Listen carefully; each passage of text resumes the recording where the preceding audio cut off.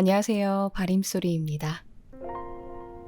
군주론, 니콜로 마키아벨리, 출판 스타북스, 제12장, 군대의 종류와 용병. 제가 처음부터 논했던 군주국의 성질에 대해서는 그 일장일단을 상세히 서술하고 강해지거나 약해지는 이유를 분명히 했으므로 여기서는 다만 군주가 명심해야 할 공격과 방어의 수단에 대하여 일반적인 설명을 하고자 합니다. 군주는 누구나 우선 튼튼한 기반을 쌓아야지 그렇지 않으면 몰락을 면할 길이 없다는 점은 이미 설명했습니다. 모든 국가, 신흥 국가건 오래된 국가건 복합 국가건 간에 반드시 닦아야 할 기반은 훌륭한 법률과 강력한 군대입니다. 훌륭한 법률이 없는 나라에 강력한 군대가 있을 수 없고 또 강력한 군대가 있는 곳에는 반드시 훌륭한 법률이 생기게 마련입니다. 법률에 관해서는 나중에 이야기하기로 하고 여기서는 군사 문제에 대해서 언급하기로 하겠습니다.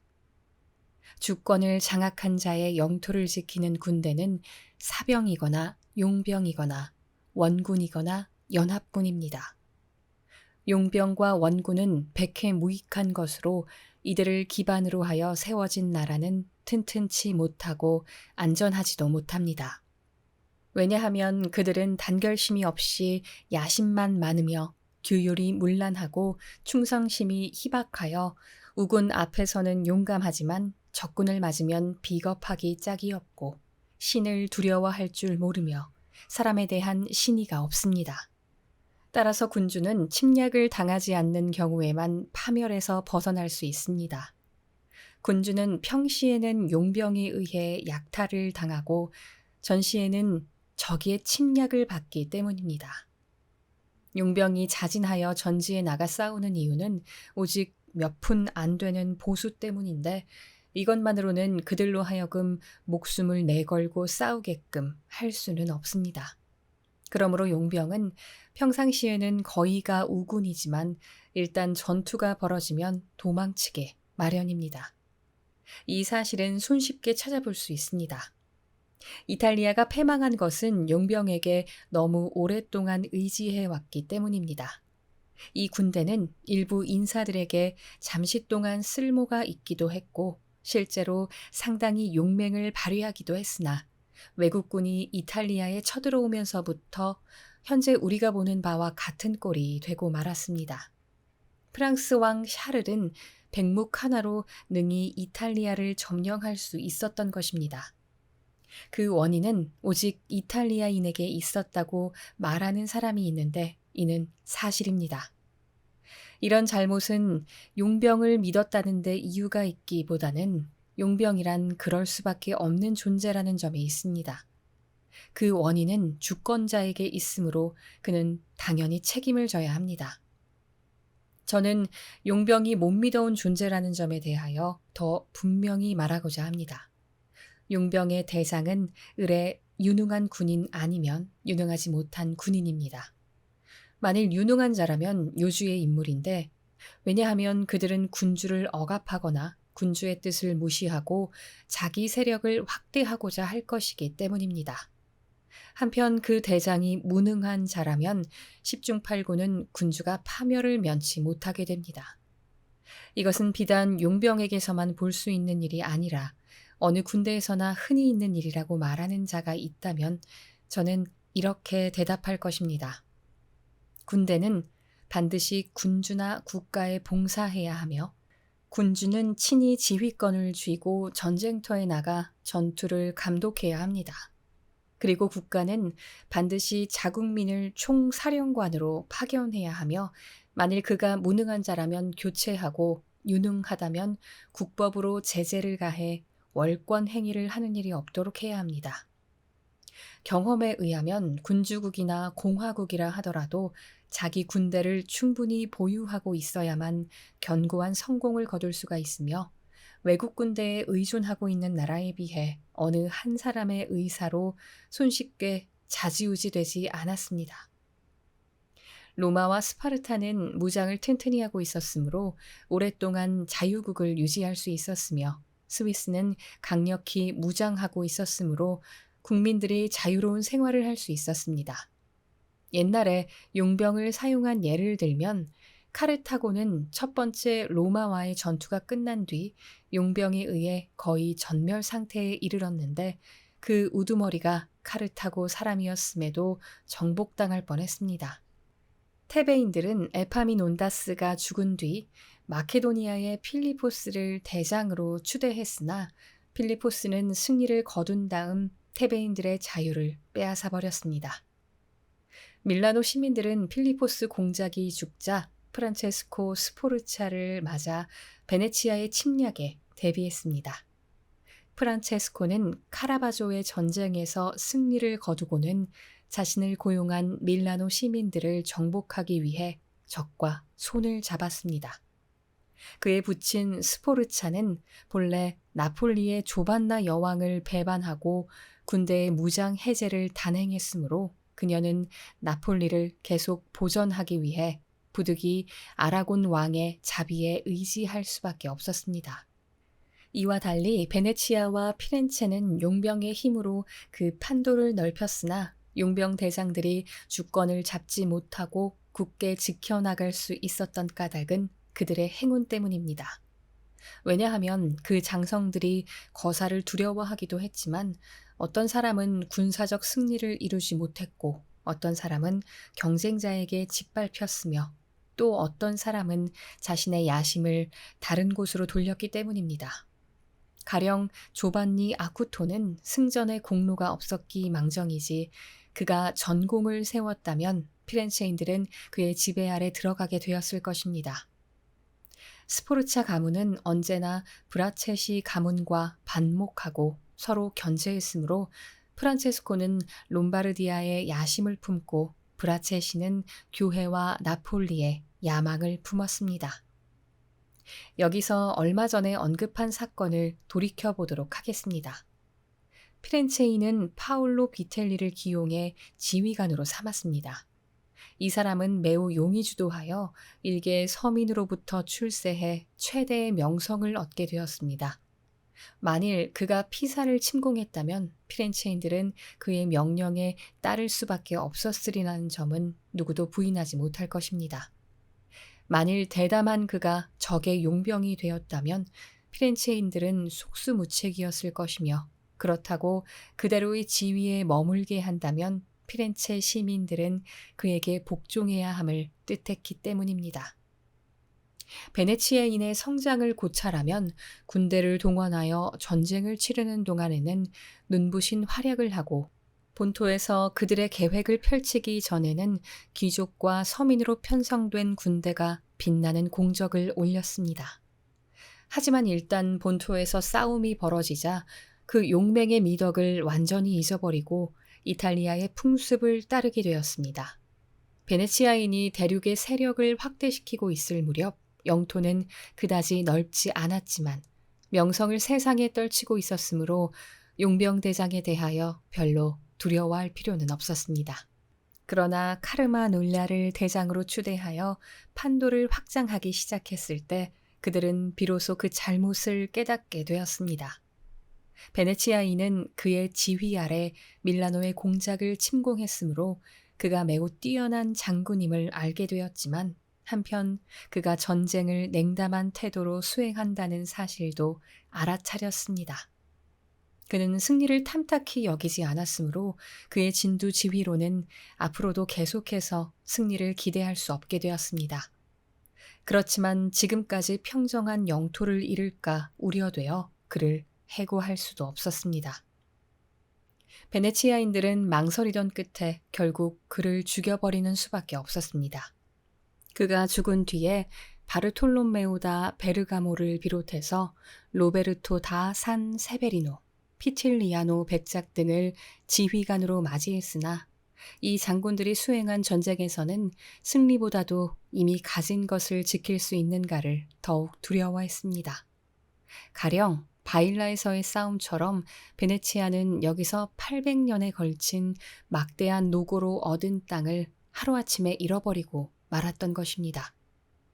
용병의 힘으로 거두는 승리란 매우 느리고 거의 눈에 띄지 않을 정도지만 잃어버리는 것은 순간처럼 갑작스러워 어리둥절할 정도입니다.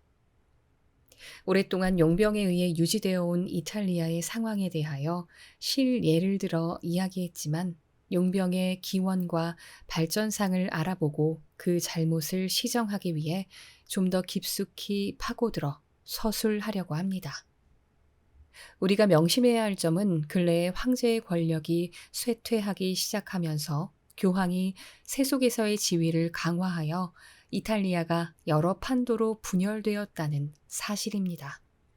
일찍이 황제의 도움으로 시민을 압박하던 귀족들에 대항하여 큰 도시들은 거의가 군비를 갖추게 되었으며 세속 권력을 강화하려던 교회는 이들과 손을 잡았습니다. 그 밖에 여러 도시에서는 시민 가운데 한 사람이 군주가 되었습니다. 그리하여 이탈리아는 거의가 교회의 수중에 들어가게 되었고 나머지 도시는 공화국에 예속되었는데 교회의 수도사나 시민들은 전쟁에 익숙하지 못해 외국 군대를 고용하기 시작했습니다. 용병으로서 맨 처음 이름을 떨친 이탈리아인은 로마 출신 알베리고 다 코니오였습니다.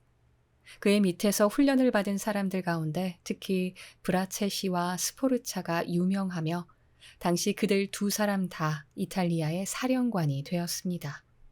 그 후에 용병대장이 이탈리아군을 지휘하게 되었는데 그것이 오늘까지 이르고 있습니다.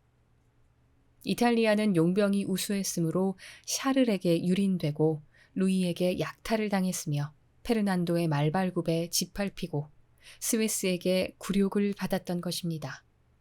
용병들은 언제나 자기의 명성을 떨치기 위해 우선 보병대를 거세했는데 그들이 이렇게 하는 까닭은 다음과 같습니다.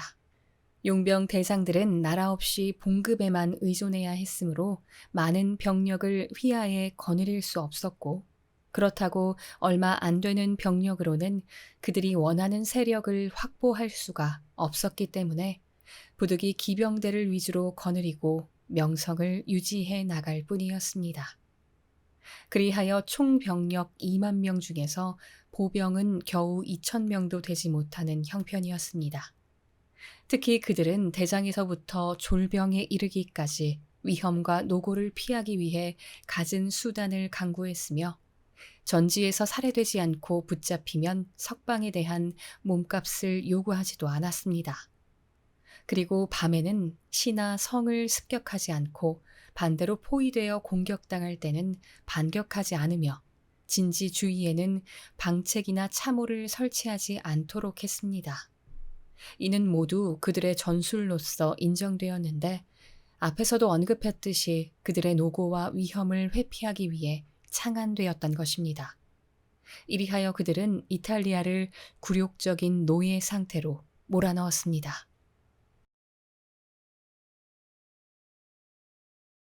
제 13장 원군, 혼성군, 국민군. 어떤 주권자가 이웃의 군주에게 자기를 보호해달라고 요청했을 경우 이를 받아들여 파견하는 원군이라는 이름의 유해무익한 군대가 있습니다. 예컨대 근래에는 율리우스 교황의 경우가 그렇습니다. 그는 페라라에서 거사할 때 용병에 의해 쓰라린 일을 겪고 이 원군을 요청했습니다.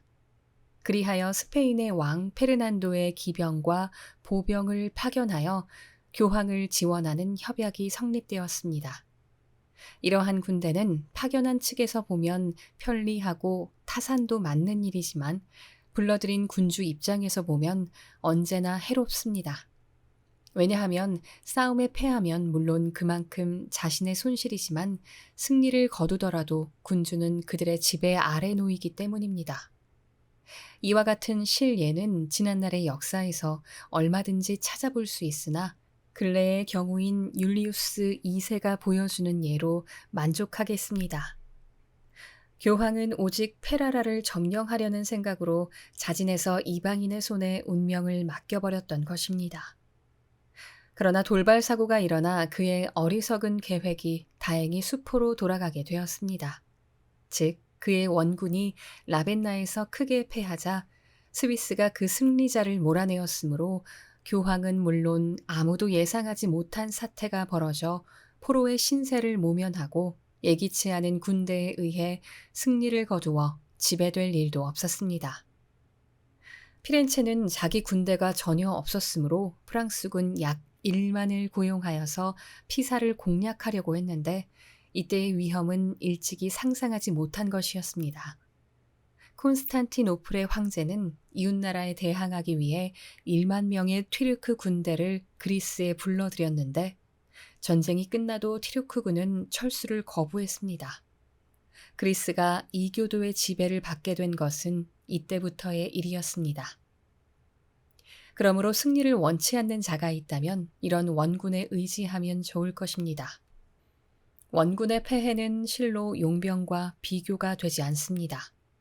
용병은 좀처럼 단결이 되지 않고 고용주에게 급료를 받으며 지휘관으로 임명된 자가 항거할 만큼 큰 세력을 보유하려면 단시간에는 되지 않으므로 설사 용병으로 전쟁에 이겼다 하더라도 그들에게서 해를 입으려면 아직 많은 시간 여유가 있어야 합니다. 요컨대 용병이 가진 위험성은 비겁한 데 있으며 원군이 가진 위험성은 용감한 데 있습니다. 따라서 현명한 군주는 언제나 이런 원군에 의지하는 일을 피하고 본국의 군대를 이용했습니다. 외국의 군대로 승리하느니 차라리 자기 나라 군대에 의해 패배하는 편을 택할 일입니다. 남의 군대에 의해서는 참된 승리를 거둘 수 없음을 알았기 때문입니다. 이 점에 대해서 저는 주저하지 않고 체사레 보르자의 예를 들고자 합니다. 공작은 프랑스군으로 조직된 원군으로 로마냐에 쳐들어가 이몰라와 포를리를 점령했는데 그는 원군이 믿을 존재가 못 된다는 사실을 깨닫고 용병으로 바꾸었습니다. 그렇게 하는 편이 오히려 안전하다고 믿음에서 오르시니와 비텔리를 고용했습니다. 그러나 곧 그들도 믿을 수 없다는 것을 알고 자기 군대에 의지하게 되었습니다. 공작이 프랑스의 원군을 보유하고 있을 때의 세력과 오르시니와 비텔리 용병의 힘을 빌렸을 때의 세력과 스스로의 힘과 본국의 병력에 의지해 얻은 명성과의 차이를 견주어 보면 곧 알 수 있습니다. 공작이 그 산하에 있는 군대를 완전히 장악하고 있음을 자타가 공인했을 때처럼 위세가 당당한 적은 없었습니다. 저는 근래에 이탈리아에서 일어난 실예를 들어 이야기하고 싶지만 전에도 언급한 시라쿠사의 히에로 왕을 말하지 않을 수 없습니다. 이미 말한 바와 같이 그는 시라쿠사인들의 추대로 대장이 되었을 때 이탈리아의 용병처럼 고용된 그 군대가 아무 이익도 될 수 없다는 사실을 알았습니다. 그렇다고 해산하는 일도 불가능해 보여 그는 이들을 모조리 참살해 버렸습니다. 그러고 나서 히에로 왕은 자기 병사들만 거느리고 싸우면서 외국 군대를 사들이는 제도는 폐지했습니다. 저는 이와 비슷한 경우를 구약 성서에서 찾아보려고 합니다.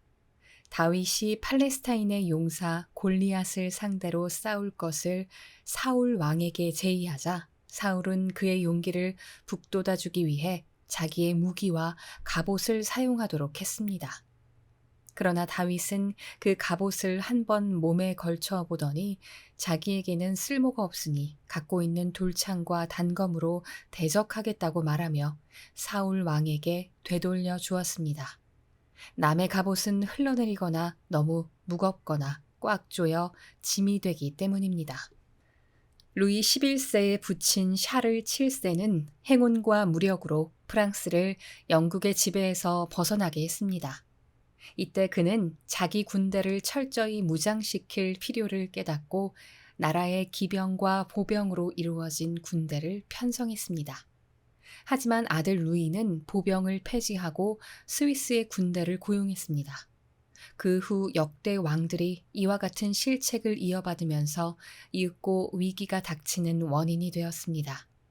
루이 왕과 스위스군의 지위를 높여준 일은 둘째치고 보병을 전패하고 기병은 외국 군대의 지배 아래 두니 프랑스 국민군이 약해진 까닭입니다.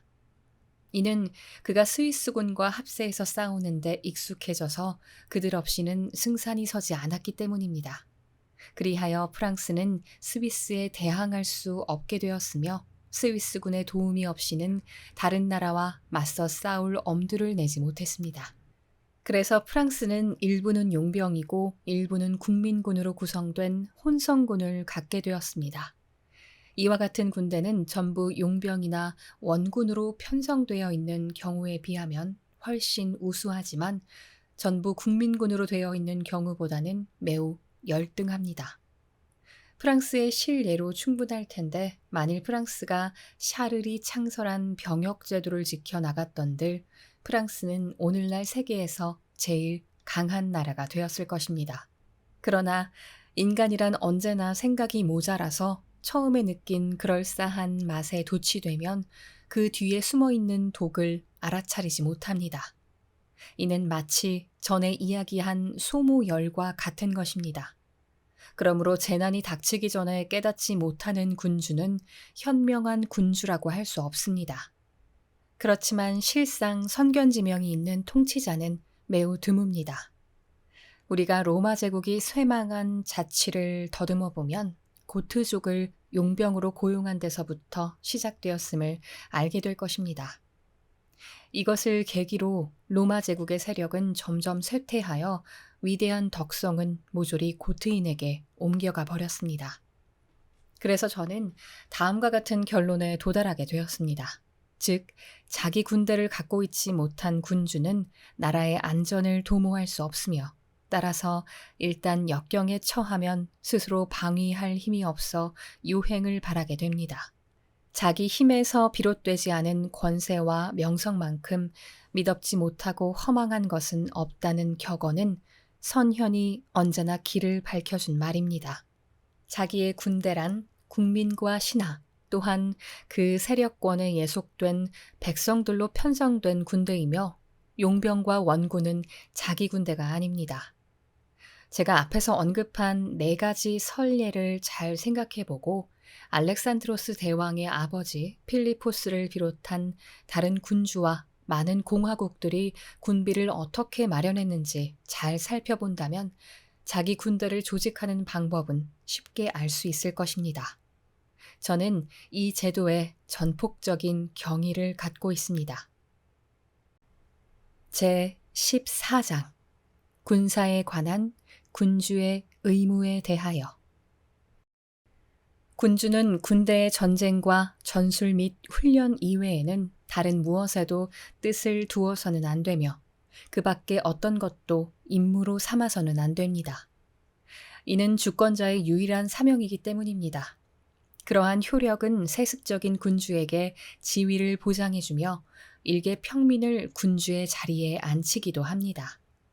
이와 달리 군비보다 안일에 더 힘을 기울이는 군주들이 그 나라를 잃었다는 것은 만인이 알고도 남는 바입니다. 나라를 잃는 가장 큰 원인은 이 이치를 소홀히 하기 때문이며 나라를 얻는 까닭은 이 이치를 명심하기 때문입니다. 프란체스코 스포르차는 군비를 튼튼히 했기 때문에 서민의 신분에서 밀라노의 공작이 되었습니다. 그런데 그의 후손들은 무장을 튼튼히 갖추는 번거로움을 회피했기 때문에 공작의 자리에서 평민으로 전락했습니다. 군비가 부실하여 생기는 재난 가운데 특히 사람들의 경멸거리가 되는 것이 있습니다. 이는 군주가 조심스럽게 경계해야 하는 불명예스러운 일로서 이에 대해서는 나중에 이야기하려고 합니다. 군비를 갖춘 군주와 그렇지 못한 군주는 비교할 수 없을 만큼 큰 차이가 있습니다. 전자가 후자에게 복종할 리가 만무하고 후자가 전자 앞에서 무사하리라고 기대하는 것은 이치에 맞지 않습니다. 군주를 멸시하는 신하와 신하를 믿지 못하는 군주가 손발이 맞을 리가 없기 때문입니다. 앞에서도 말했지만 군비를 소홀히 하는 군주는 모든 불행이 일어나기에 앞서 그 부하 장병들로부터 존경을 받지 못하며 군주도 역시 부하를 믿지 못하는 것입니다. 군주는 전투 훈련을 늘 염두에 두어야 합니다.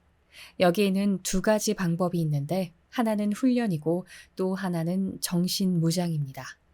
훈련에 대해서는 무엇보다도 무장을 정비해야 하고 그 외에 자주 사냥을 나가 육신을 단련하며 고난을 극복하는 인내심을 길러야 합니다. 한편 그리하여 그 지역의 지리, 즉 산의 기복이나 골짜기의 형태, 평원의 넓이며 하천과 습지의 특징 등에 이르기까지 잘 알아두어야 합니다. 군주는 이 모든 것에 세심한 주의를 기울여야 합니다. 이와 같은 지식은 두 가지 의미에서 유용합니다. 첫째로 자기 나라 지리에 정통한 군주는 그만큼 방비를 튼튼히 할 수가 있으며 다음으로 그 지역에 대한 예비 지식과 관찰에 의하여 다른 지역의 사정도 잘 이해하게 됩니다. 가령 토스카나 지방의 산마루며 골짜기, 평야, 하천, 습지 등 다른 고장이 그것과 유사한 데가 많으므로 한 국가에 대한 지식을 가지면 이웃나라의 형편을 미루어 알 수 있습니다. 따라서 이 방면에 지식이 없는 군주는 훌륭한 지도자로서의 첫 번째 자격이 부족한 것입니다. 군주가 적의 동태를 잘 파악하고 진지를 유리하게 택하며 군대를 훌륭히 통솔하고 계획을 빈틈없이 세우는 등 전세를 우군에게 유리하게 이끌어 승리를 얻으려면 이와 같은 지식이 꼭 필요하기 때문입니다.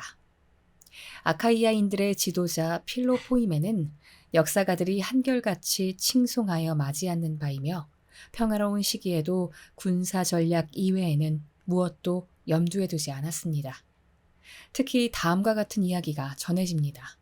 그는 가령 친구들과 같이 지방에 가면 종종 발길을 멈추고 그들에게 말을 건넸습니다. 만일 적이 저 언덕에 나타나고 아군은 여기에 진을 쳤다면 어느 편의 지세가 더 유리하겠는가? 그는 이렇게 앞으로 다가올 전투에서 봉착할 수 있는 모든 문제를 제시하여 그들의 견해를 묻기도 하고 자기 의견을 말하기도 했으며 또 이치를 따져서 이를 입증하기도 했습니다. 이와 같이 언제나 전투를 가상하고 검토한 결과 전투에 임했을 때 그가 대처하지 못해 궁지에 몰리는 긴급한 사건은 벌어지지 않았습니다. 한편 지적훈련에서는 군주가 역사를 통독하여 위인들의 행적을 연구해보고 그들이 어떻게 전쟁을 이끌어 나갔는지 잘 살펴보아서 승패의 원인을 알고 패배의 원인은 피해야 합니다. 군주는 그 업적과 처신을 배우고 항시 마음속에 새겨두어야 합니다. 위인들 역시 전에 이름을 남기고 세상에서 칭송을 받는 선인들을 거울 삼아 모범으로 삼고 그 행적을 기록해 두었던 것입니다. 가령 알렉산드로스 대왕은 아킬레우스를 본받고 카이사르는 알렉산드로스 대왕을 본받고 스키피오는 키루스를 본받았다고 합니다. 크세노포니스는 키루스 왕의 전기를 본 사람이라면 누구든지 스키피오의 생애에 일관된 결백, 친절, 자비, 관용이 키루스의 인품과 일치되어 있음을 알게 됩니다. 이로 미루어 보아 스키피오가 얼마나 키루스를 본보기로 삼았는지 알 수 있습니다. 현명한 군주는 이러한 도리를 명심하여 평소에 허송세월하지 말고 유사시에 대비할 계책을 세워야 합니다. 그리하여 아무리 불우한 운명이 닥쳐오더라도 그의 지혜를 잘 이용해서 곧 항거하고 곤경에서 벗어날 준비가 되어 있음이 드러날 것입니다. 제15장 군주가 칭송받거나 비난받는 원인들. 이제 군주가 된 자가 수호자로서 신민이나 친구를 어떻게 대해야 할 것인가 하는 문제를 살펴보려고 합니다. 그런데 이 점에 대해서는 이미 많은 사람들이 서술했으므로 제가 다시 논하게 되면 다른 사람들의 견해와 달라서 많은 빈축을 사게 되겠지만 이를 이해하는 분에게는 반드시 도움이 될 것 같아 사실에 치중하여 이야기하고자 합니다. 세상 사람들은 대체로 눈으로 볼 수 없고 실제로는 있지도 않은 공화국이나 군주국을 머릿속에 그려보는 경향이 있습니다. 그러나 현실 생활과 이상적 생활의 상상 사이에는 상당한 거리가 있습니다. 현실 생활을 돌보지 않을 때에는 자신의 생존을 유지할 수 없을 뿐더러 파멸을 재촉하는 결과를 가져오는 법입니다. 왜냐하면 인간은 이상적이라고 생각되는 것을 일일이 실천해 보려고 하는 동안에 많은 악인들 사이에서 함정에 빠지기가 일쑤이기 때문입니다. 그러므로 군주는 자기의 지위를 확보하기 위해서는 악도 행할 줄 알아야 하며 경우에 따라서는 선을 취하기도 하고 버리기도 할 필요가 있습니다. 저는 여기서 머릿속에 그리는 주권자에 대해서는 잠시 덮어두기로 하고 실제 인물에 대하여 말하고자 합니다. 흔히 사람들은 누구나 그 지위가 높은 만큼 칭찬이나 비난이 될 만한 성품이 눈에 잘 띄게 마련입니다. 그리하여 어떤 사람은 너그럽다는 소리를 듣고 어떤 사람은 인색하다는 비난을 받습니다. 토스카나의 방언에 의하면 탐욕스럽다라는 말은 욕심쟁이를 뜻하며 약탈도 감행할 만큼 소유욕이 강한 사람을 가리키고 인색하다라는 말은 되도록 자기 소유물을 소비하기 꺼려하는 사람을 가리킵니다. 또 어떤 사람은 베풀 줄 안다는 칭찬을 받고 어떤 사람은 욕심이 많다고 비난을 받습니다. 어떤 사람은 잔인하고 어떤 사람은 자비롭다고 여겨집니다. 누구는 신의가 없고 누구는 신의가 있으며 비겁한 자와 용감한 자, 겸손한 자와 교만한 자, 호색하는 자와 정숙한 자, 진실한 자와 교활한 자, 무뚝뚝한 자와 상냥한 자, 신중한 자와 경솔한 자, 믿음이 두터운 자와 믿음이 없는 자 등등 이렇게 여러모로 사람들의 입에 오르내립니다. 군주는 위에서 말한 여러 가지 성질에서 당연히 저마다 좋은 점을 취하려고 할 것입니다. 그러나 인간사란 그렇게 단순하지 않으므로 군주는 자기의 지위를 위태롭게 할 가능성이 있는 과오를 범해 비난을 사는 일이 없도록 조심해야 합니다.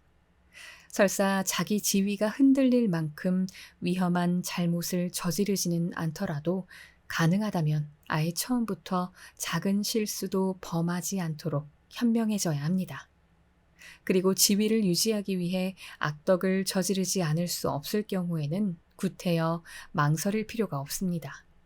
왜냐하면 올바른 일이라고 생각되는 것도 그것을 행하여 파멸을 가져오는 경우가 있는가 하면 악한 일처럼 보이는 것도 막상 실천해 놓고 보면 안정과 번영을 가져오는 경우가 있기 때문입니다. 네, 여기까지 군주론 4번째였습니다. 감사합니다.